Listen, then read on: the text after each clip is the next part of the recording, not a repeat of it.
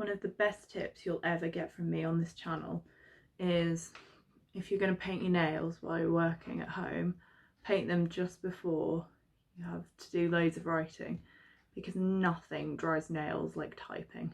So get that base coat on and then write 500 words of your written submission. Sorted. Hi there and welcome back to Planet Property. Today I thought I would talk to you about how I balance working from home, doing my APC and everything else we have to do at the moment. So let's just jump straight in. I think the first thing to consider when thinking about doing your APC, particularly at the moment whilst we're all working from home, is how to balance your time, how to balance work, APC and everything else in life. So you have to work out what your priorities are and you need to assess this against your workload. So for me, my boss is very, very good and I get time during my working day to work on my APC. Obviously, again, I don't know how much of this we should be saying out loud, but they're not there at the moment. So long as you're giving them the output that they want that report for the client by the end of the week. If that's only going to take you 2 days, why don't you use the other 3 days to work on your APC?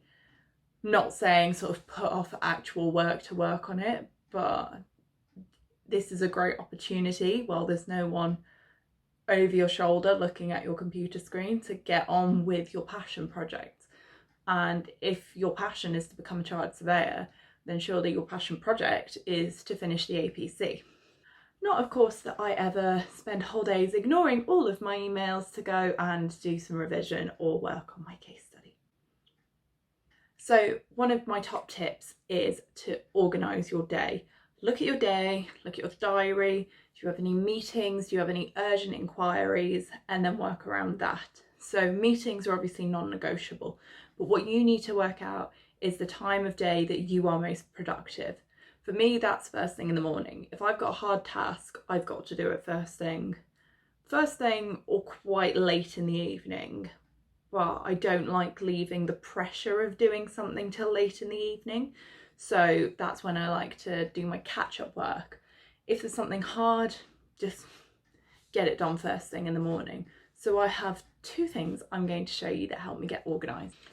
This is my diary and this is my notebook. All my stationery is really, really cute. So my notebook is from Paper Chase. I've had it for absolutely years and I just scribble everything in it. You can see the pages that I've used because they're all dirty and disgusting and just full of scribbles. Back when I first got it, also, how cute is this? It's got a little black and white map of London and then the actual cover on the book is sort of octagons of London streets. So cute. I love maps, in case you couldn't tell. So this is my to-do list, essentially. I don't think a to-do list needs to be anything super fancy or, yeah, posh or anything like that. I think, so for example, this is my current to-do list, and in the past I've written out dated to-do lists. At the moment I'm kind of working on weekly to-do lists, partly because in our Monday morning team meeting we sort of go through what everyone's working on that particular week. So if I've got my weekly to-do list written out, I just go, right, I've got to do this local plan response, this appraisal, this or this. So it's just an easy way for me to track what I'm doing for the whole week. But also I found if I was doing daily to-do list, if I couldn't get something finished by the end of the day, I just felt really crappy and it was putting a lot of pressure on me to do lots and lots of things, when some days you're just not every day is going to be your best working day. So by spreading it out over the course of the week, it allows you to have an ebb and flow of productivity. So that's why I've moved to weekly to-do lists. One thing that I have found really effective, if you've got a particularly busy day, say for example you've got 3 meetings and you've got something that you really have to get done by the end of the day, is timetabling, because it doesn't permit you to stray from that timetable. If you're anything like me, once you've got it written out, you will stick to it. So 8 o'clock, log on, 8 till 8:45, emails. 8:45 till 9, go downstairs, make a cup of coffee, cup of tea or whatever. 9 till 11, solid block out, I will do this work. And then 11, another tea break. We're very English, we drink a lot of tea over here. That sort of thing I find can be really effective if you've got a lot to fit into your day, but I find as well it's quite a lot of pressure, so I wouldn't want to do that every single day. My diary is new this year. I always get a diary for Christmas from my mum, and this year is from Papio, because again, normally my diaries are from Paperchase. It looks like I'm being sponsored by Paperchase. That would be ideal, just saying. So I really like this. It's very, very efficient. It's got the whole calendar year at the front. And then I really like at the beginning, it's got blocks of the months. So there's March, June, my holiday in July that I very optimistically put in there. I don't think I'm going to South Africa this July, but we'll worry about that later on. Then at the beginning of the month, you've got these 4 squares and this lined side here. So top square, monthly goals. So I've got some APC goals, I've got some saving goals, and then I've got some exercise fitness goals. I've got my to-do list. So what have I got to get done by the end of the month? And then a couple of important dates, and then wish list. But I don't know why I'd use wish lists. Maybe in March when it's my birthday, to give people ideas of what to buy me. So I really like that as a sort of monthly reminder and check-in of where you're at. And then yeah, just a week to 2 pages, which is my preferred diary format. I'm showing you this week because this particular week I decided to write down everything that was going on. I had a man come in to fix my oven, so I thought I'd write that in my diary. And the FaceTime with my girlfriends from back home, I thought I'd write that in my diary. But the reality is my weeks look like this at the moment. So how do you fit everything else into that? It's one thing to say, oh, work on your EPC during work time, but that's not always going to be possible. Your employer might not be lenient, you might not have the time during work to do it. So you've got to be disciplined enough to put in the work out of hours. And this is where learning when you are most productive comes into play. So for me, if I can't work on my APC during the week and it's got to be an evenings and weekends thing, I know I cannot do any work on a Saturday morning. That for me, that time has to be rest time. At the end of the busy week, I need to lie in, I need to go to a spin class or go for a run or do something productive, exercise, cook some really good food, I need to clean my house, and I need to sit down with my book and not think about work for a few hours. Saturday afternoon, if there's nothing else going on, because what's going on at the moment, Saturday afternoon with the football on, yeah, can get a bit of work done then, but I know my limitations. I will not try working before Gillette Soccer Special comes on a Saturday afternoon. Sundays are good days. Sundays are days for working. They put your mindset into, this is the new week, this is my goals, this is what I want to get done. And like I say, that comes back to me to doing a weekly to-do list. But then that might not work for you. You might be super efficient if you get up at 6 o'clock on Saturday morning and smash out a few hours work, knowing then that you have your weekend to relax. So it's trial and error, because what worked for you at uni isn't necessarily going to work for you now that you're in a demanding working environment. And working around the times that you know you're most productive, you also have to fit in the other things that you want to get into your day. So again, just giving you my experience here, because this is what this channel is about, giving you my experience on passing the APC. For me, on a working day, I've got to exercise first thing in the morning. It just switches my brain on, switches my body on, tells me that I am ready to go. And I get up, I do my fitness class on the mat. I'm very lucky, I've got some dumbbells and I've got some resistance bands, and I have a bike as well, not a Peloton, but every morning I get up and I either do some weights or I do some time on the bike, or one day a week, that's like one working day of the week, I don't get up and exercise, and I go for a run at lunchtime to get in some really good fresh air. But just by starting your day by exercising, for me, I find is the best kind of way to start the day. You get the endorphins pumping, and no matter what, when you sit down at your desk to start working, you think, I've already achieved something today. I push through that virtual spin class or that really tough session on the mat this morning when I didn't think I could. I've already done something hard today. If I can do that 5k run or that spin class or that resistance training that I didn't want to do and didn't think I could do, maybe I can do this. And I think it's just a really good mindset to be in for the working day. Granted, it does sort of start to wear off about lunchtime, but again, this is me. I know I've now learnt my working preferences. I know that after lunch I'm quite sleepy and lethargic, so that's not the time to be doing my best work or big essay writing or having a super important meeting. That's not always in my hands, but you know.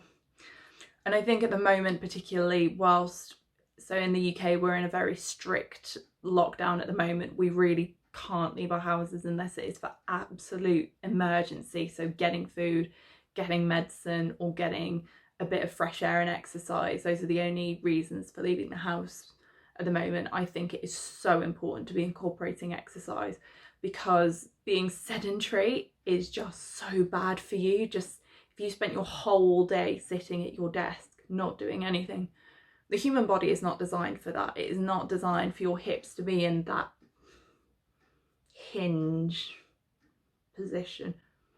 I am not a doctor, obviously.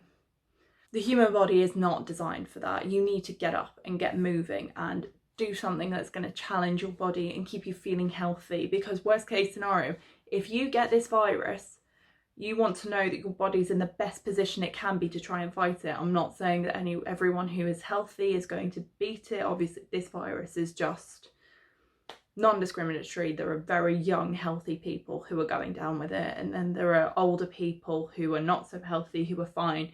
It seems to be very, very random. But me personally, I've actually already had the virus, but I knew that I was in the best position to fight off the virus because I'm a young, fit, healthy person. Fortunately, it was all good for me. Don't know why I crossed my fingers. I've already had it. Doesn't mean I won't get it again, I don't think. I hope not.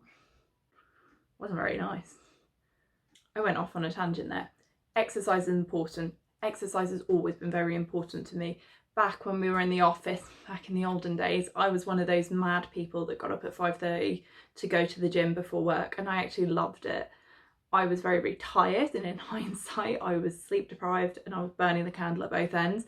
But it was my favourite part of the day, getting up before the rest of the world does, getting on the tube. It was quiet, there was no one around.